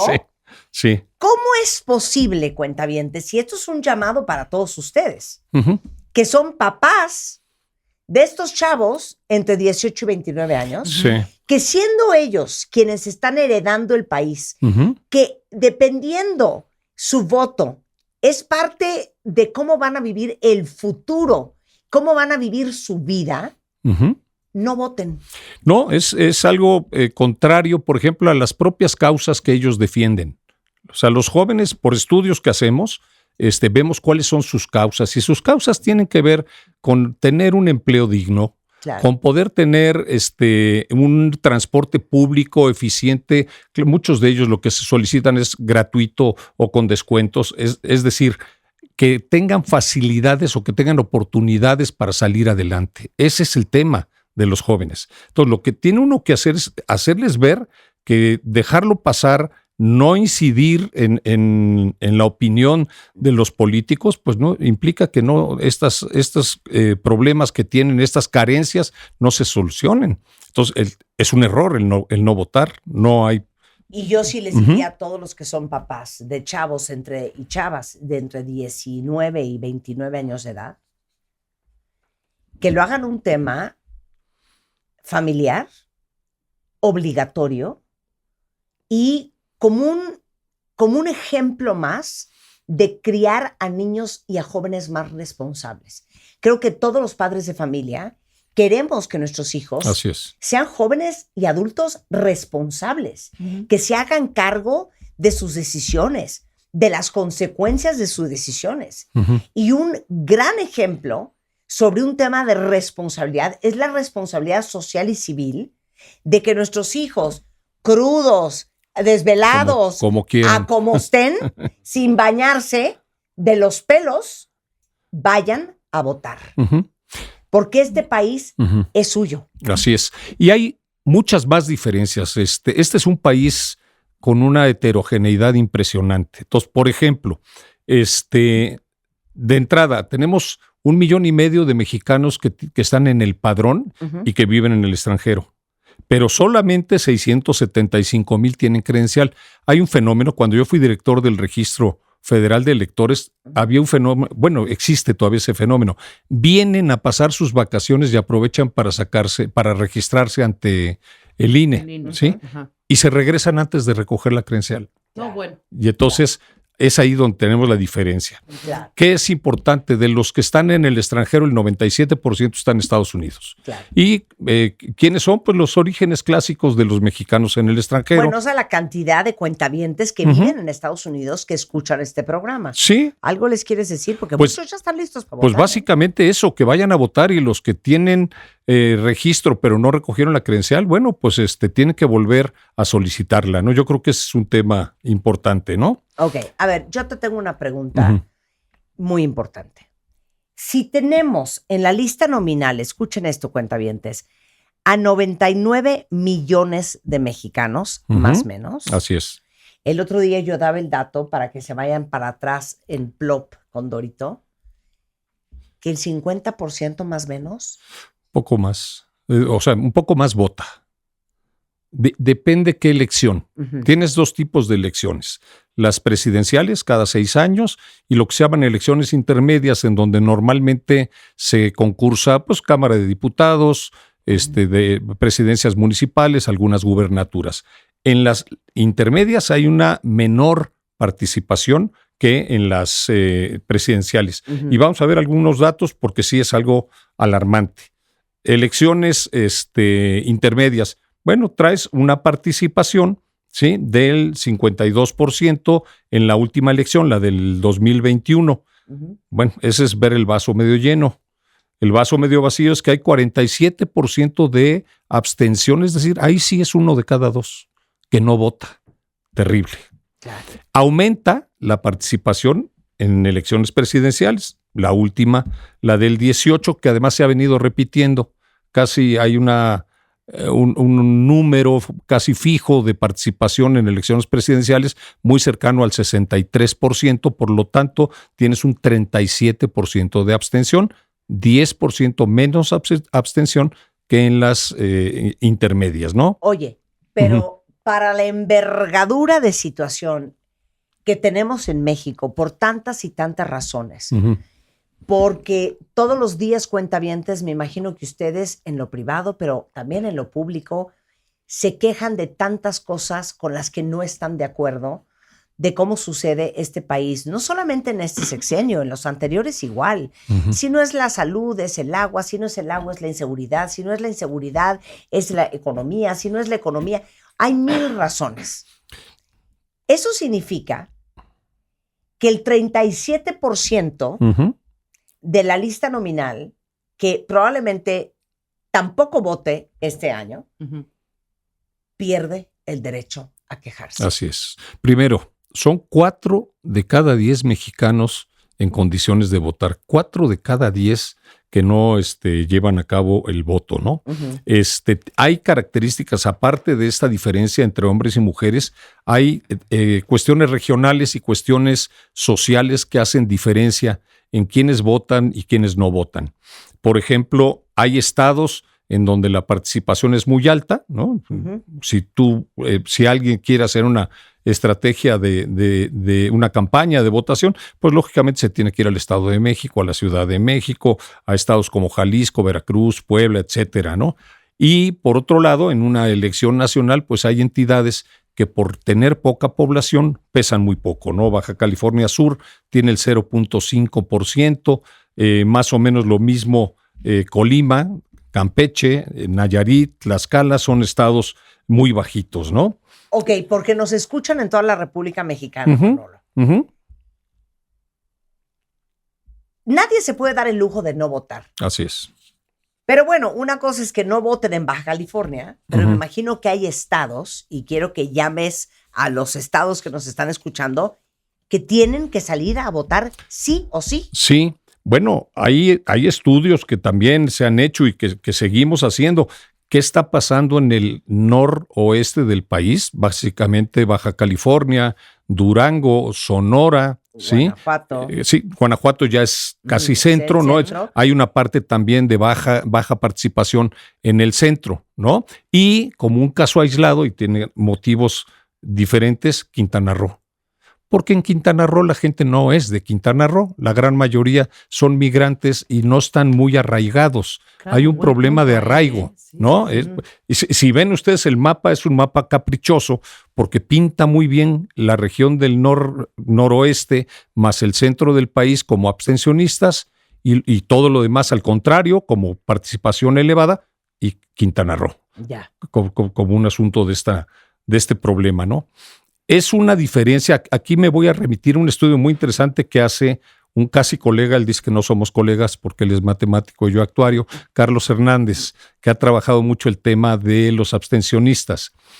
¿Quiénes son los mayores abstencionistas? Pues los mayores abstencionistas son los que tienen mayor número de bienes en el hogar, es decir, clase media, media alta. Son los que menos votan. Son los que menos votan. Entonces tú te vas a ver lo que pasa en Baja California, en Sonora, Y ese perfil es el perfil clase media alta. ¿Y cuál es la explicación? En algunas de las explicaciones, porque hay una lista de explicaciones, en alguna de ellas dicen, es que a mí el gobierno no me afecta. Por mi actividad, a mí el gobierno no me afecta. Se sienten más allá del bien y del mal, y ese es un motivo de ausencia ante las urnas, ¿no? Pero sucede lo mismo con los que tienen mayor número de años de estudio. Entonces, el perfil clarito de los abstencionistas, de los mayores abstencionistas, porque hay abstencionismo en todos los niveles, pues son clase media alta. Qué interesante. Qué pena. Qué pena. Y pongan mucha atención, cuentavientes. Las mayores abstenciones por estados están en el Bajío, sí, el centro occidente y el norte del país. Exacto. Ya lo dijimos. Baja California, Durango, Sonora, Guanajuato, Quintana Roo y Chihuahua. Un promedio de abstención del 62%. ¿Dónde están los cuentavientes de Baja California, Durango, Sonora, Guanajuato, Quintana Roo y Chihuahua? Sí. ¿No pueden no votar? Así es. Eso ahí hay que hacer, desde luego, los partidos harán sus estrategias, pero yo creo que ya es un problema social. Uno de los cambios observado en los últimos procesos electorales, quizás del 21 para acá, es la participación de la sociedad civil. Y ahí es en donde hay que empujar a estos compañeros que no quieren votar, participen, porque finalmente las decisiones del gobierno nos afectan. A todos, claro. Y además, una de las cosas que tiene que modificarse, la gente que trabaja en el gobierno son nuestros empleados. Siempre. No es al revés. Mira, lo explicaba yo el otro día, decía Manolo. A ver, todos ustedes que tienen una empresa, ¿qué es lo que más amas, lo que más trabajo te ha costado? Sangre de tus venas, tu empresa. ¿Tú vas a dejar que alguien más te contrate a tu director general? Si no, lo haces tú. Es O tu sea, decisión. Tú lo entrevistas, tú ves su currículum, tú buscas las cartas de recomendación, tú hablas con las personas con las que trabajó antes, le haces una entrevista, qué resultados ha tenido en el pasado, cuáles han sido sus grandes aprendizajes. Entonces, ¿cómo vamos a contratar al director general de este país, ¿no? Y a todos nuestros gerentes, número uno, sin saber quiénes son, y número dos, permitir que los contrate alguien más. Sí, ese es un tema también, el tema de sin saber quiénes son. Claro. Nosotros de pronto tenemos candidatos que no saben ni dónde están parados, y ese es un asunto que ni siquiera conocen el área por la cual están jugando, ¿no? O sea, la parte de información, de informarse, de saber qué le duele a esa área, ¿no? Claro. En los estudios que hacemos, lo que la gente nos dice es que los problemas, cuando le pedimos que nos manifieste qué le hace falta para salir adelante, son puros problemas que no van más allá del municipio. Sí. O sea, nadie está pensando en el cambio climático, en el problema de agua, sí, en lo local, claro, ¿no? Pero no en el problema a futuro, ¿no? Están pensando en el policía corrupto, están pensando en el bache, en la recogida de la basura, en el alumbrado. Eso es lo que le preocupa a la gente. Y eso es lo que no le atienden a la gente. Esa también puede ser una causa de que haya abstención, ¿no? Que claro, no sienten, por ejemplo, es un problema que no solo es de México, que es esta crisis de la democracia. ¿Y por qué es una crisis? Pues porque la gente esperaba que con la democracia se resolvieran todos sus problemas. Y bueno, la realidad es que le apuntamos chueco, apuntamos arriba y no apuntamos abajo. Y hay que apuntar arriba y abajo. Bueno, de entrada, el no voto implica que se mueva la tendencia o el triunfo, a lo mejor hacia un lugar en el que no deseamos. No sabemos, ¿no? Explícalo como de un lado y de otro. Sí, ¿qué pasa? Vamos a suponer que somos 10 personas, ¿no? 5 estamos más afines a uno y los otros 5 al otro, pero la verdad yo no voy a votar. Pues ya perdiste, porque va a quedar 5-4. ¿Sí? Tú estás del lado del 4. Y eso, pues sí, puede tener efectos directos. Hay una cosa que sale en los estudios. La gente vota por sí mismo y vota por su familia. No va más allá. O sea, cuando empezamos a decir por mi municipio, por mi estado, no. La gente vota por uno mismo. Entonces, que sepan que les va a afectar Y ese es el problema de dejar que otro decida, ¿no? Conforme hay más gente que no vota, quien gana, pues es yo diría menos legítimo y es el que a lo mejor tú no querías. Porque, a ver, vamos a hacer cuentas. Si tenemos una lista nominal, fíjense bien, de más o menos 99 millones de mexicanos.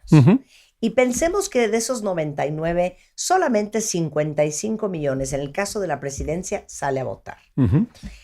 El pastel se divide entre 55. Y no entre 100. Y no entre 99. El 99, 100, sí. Exactamente. Sí. Entonces, si ustedes no votan, ¿cuáles son las probabilidades de que porque ustedes no votaron, gane quien no quería que ganaran? Sí. ¿Estamos de acuerdo? Sí. Bueno, es el conjunto, digamos, la probabilidad individual es chiquita, pero el conjunto de los que no votan se vuelve una probabilidad muy grande. A ver, ponme un ejemplo. Vamos a usar la última elección. Ok.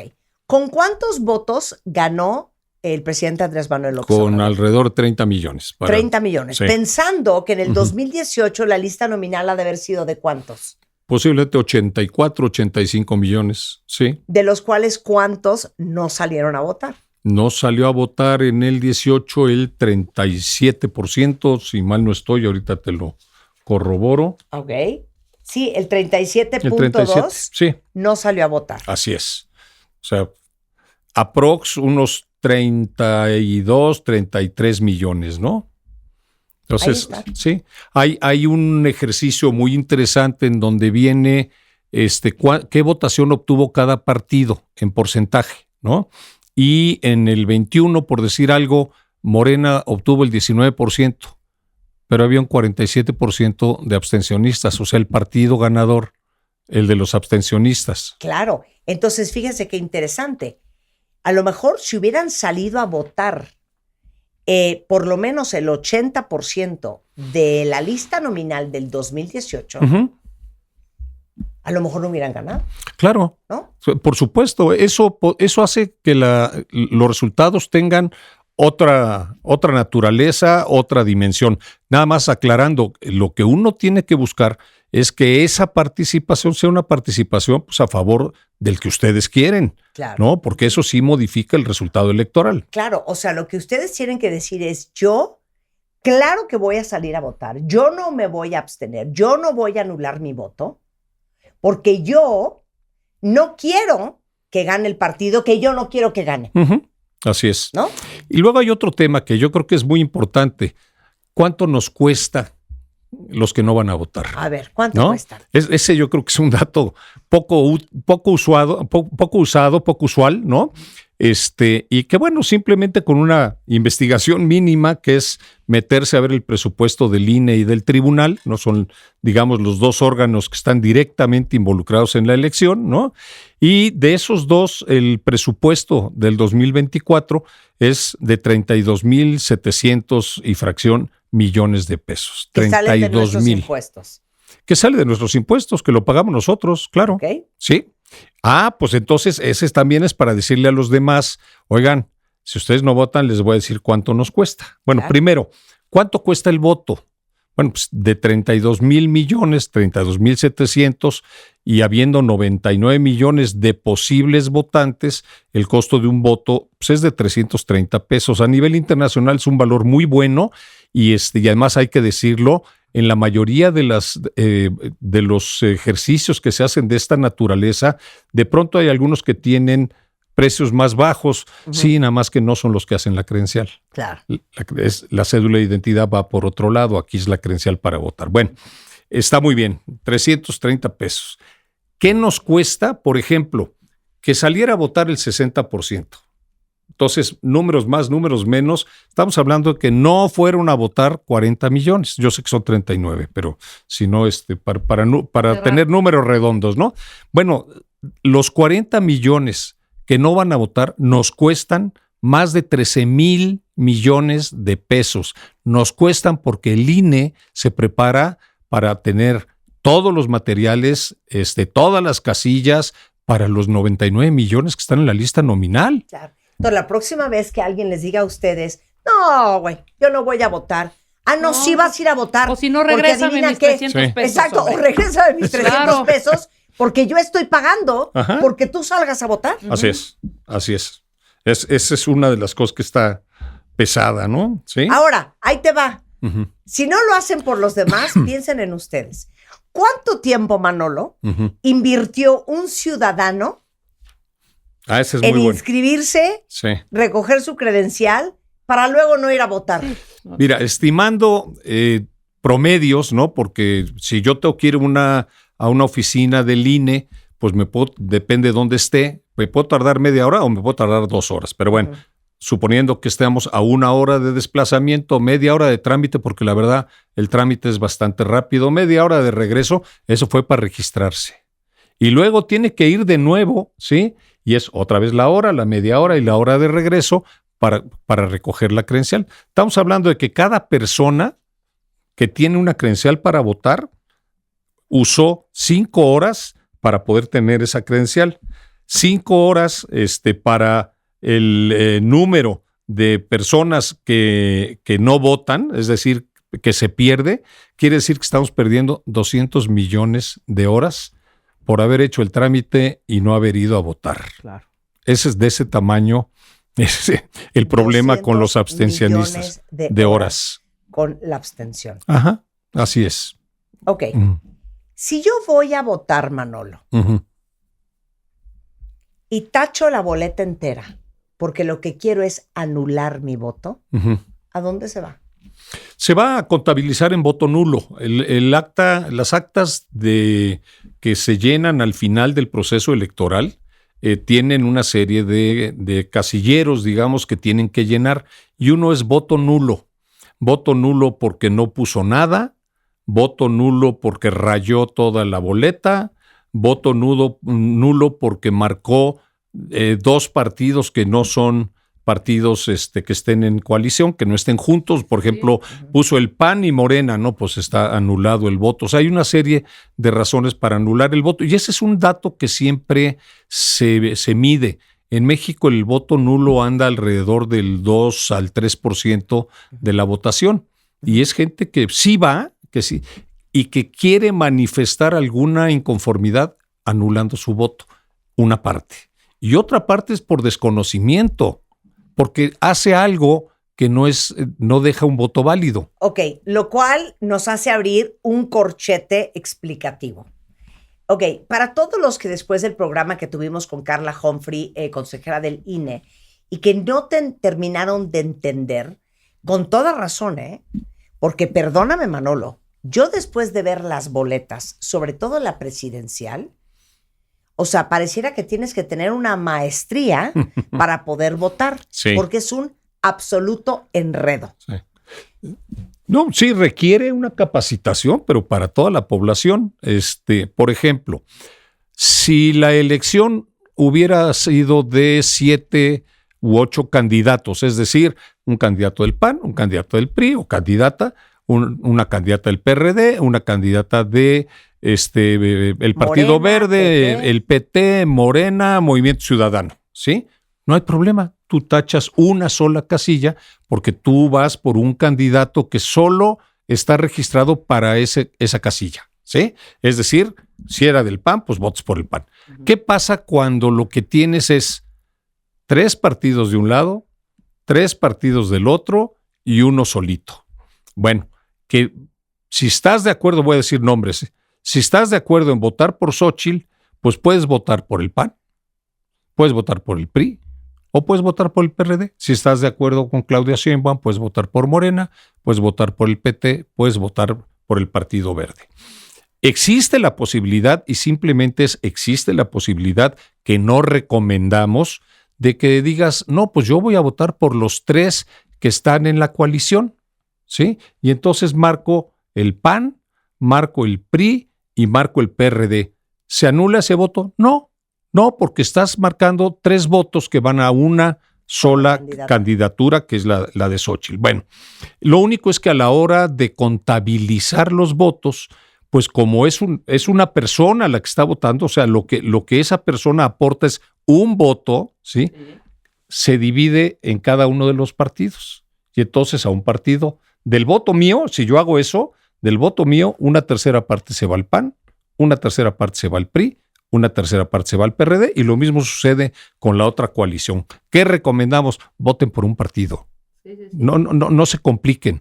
A ver, ¿a ustedes qué les gusta? Pues les gusta Xóchitl. Pues entonces cojan si están más cercanos al PAN o más cercanos al PRI o más cercanos al PRD. Que están más cercanos a Claudia. Bueno, pues decidan si quieren votar por Morena o por el Verde o por el PT. Yo sugiero que no le marquen más de una vez. Eso es lo que le genera a la gente mucha duda. Confusión. Yo creo que lo explicó muy bien Manolo, cuentavientes. No se hagan bolas. Uh-huh. Voten por la presidenta que quieran, o el presidente, un solo partido. Y un solo partido. Así es, esa es la forma. Si ustedes se hacen bolas porque no entendieron las coaliciones, que yo se los voy a explicar de otra manera. Claudia viene acompañada de 3 amigos. Sí. Xóchitl viene acompañada de otros 3 amigos, que son diferentes amigos de los de Claudia. Uh-huh. Y Mayne solo tiene un amigo.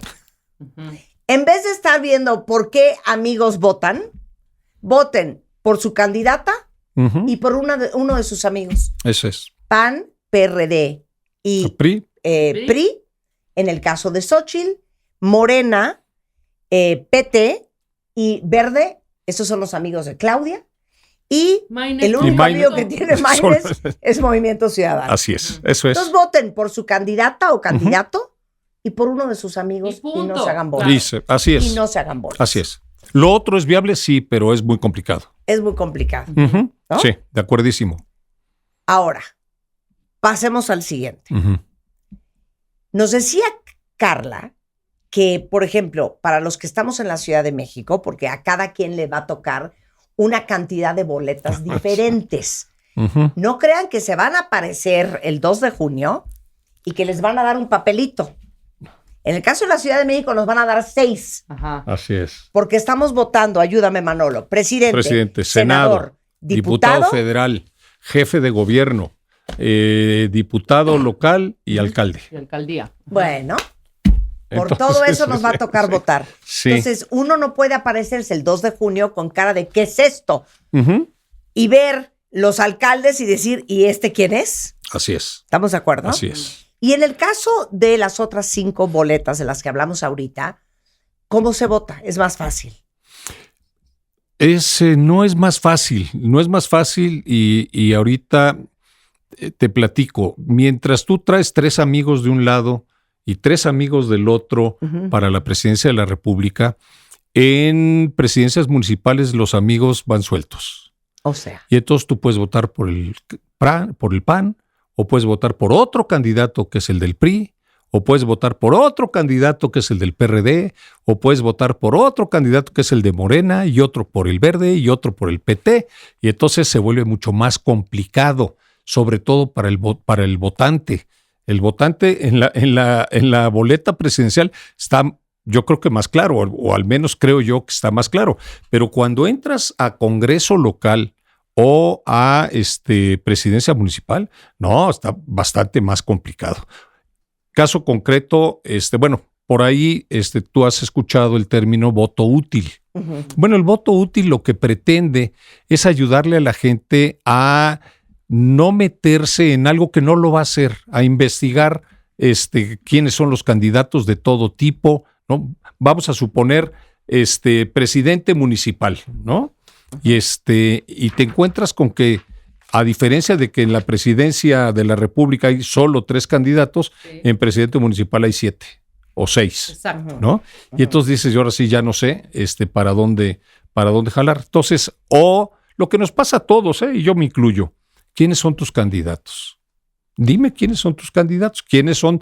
Yo sí sé la presidencia, yo sí sé la jefatura de gobierno, medio sé la senaduría, medio sé el diputado federal, el alcalde, ¿no? Y el del Congreso local en la Ciudad de México. Bueno, ¿quién tiene claro quiénes son los candidatos y cuáles son los que debe de promover, de votar por ellos, ¿no? Sí. Entonces hay una forma, claro, es una forma que tiene el interés de alguno de los grupos, que se llama voto útil. Es cómo le hacemos para ayudar a la población, uno, a que sepa cómo debe votar, esto que platicamos hace rato, Sí. ¿no? Lo de la boleta, explicárselo, ¿no? Y dos, hacerle a ver, dime dónde vives, y dependiendo de dónde vives, yo te digo cuál puede ser una combinación de tu voto, ¿sí? Hay en las elecciones hay cosas bien interesantes.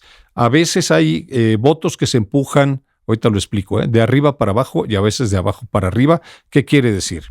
Si a ti te interesa un candidato a la presidencia, normalmente el que vayas por el partido de ese candidato te hace en una mayoría votar por el mismo partido hacia abajo. Es decir, a jefe de gobierno, a diputado federal, a senador, y te vas por el mismo, ¿no? ¿Sí? Y viceversa. En muchos lugares de este país, y eso los que estamos acá somos un poco ajenos, la gente conoce al candidato a la presidencia municipal.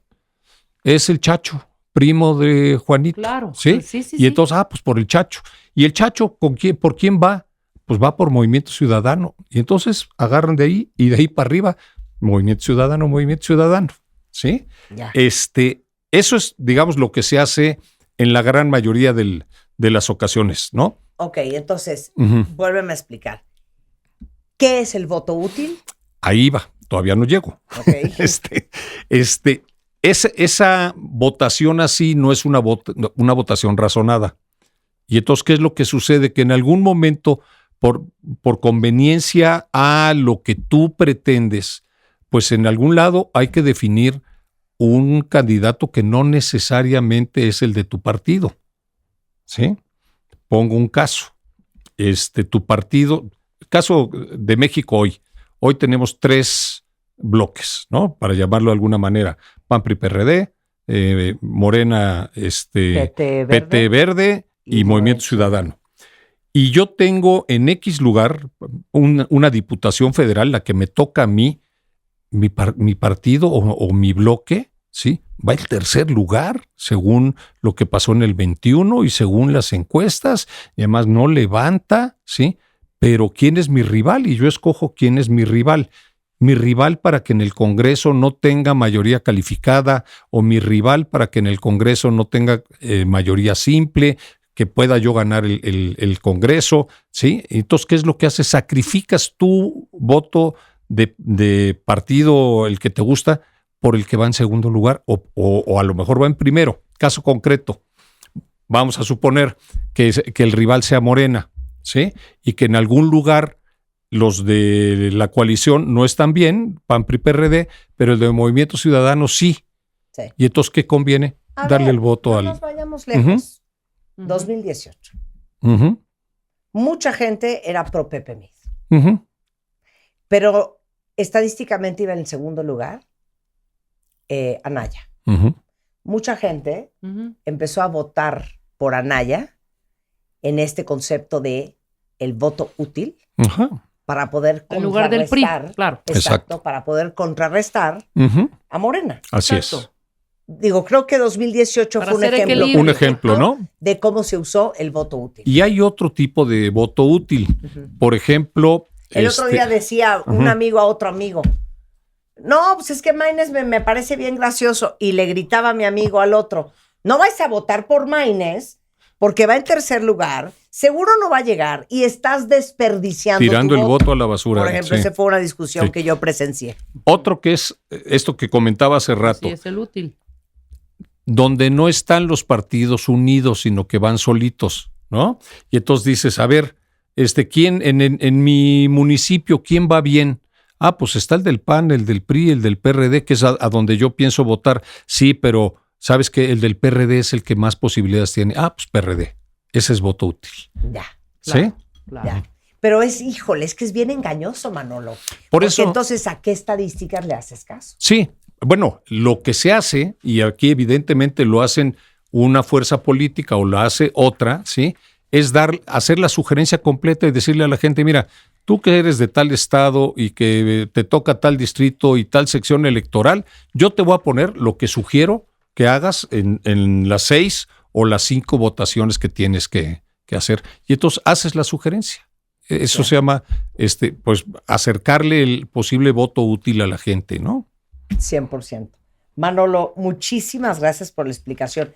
Podríamos pasar contigo hablando horas. Muchas gracias. Hay muchos igualmente. números que no se será quedaron. la última Desmenuzar. invitación, Manolo. Pero les Sí, digo cómo no. una cosa, ya escucharon lo que pasa si ustedes deciden no votar. Exacto. Así es que el 2 de junio, todo el mundo a votar, todo el mundo a ejercer su derecho, todo el mundo a interesarse por el rumbo de este país.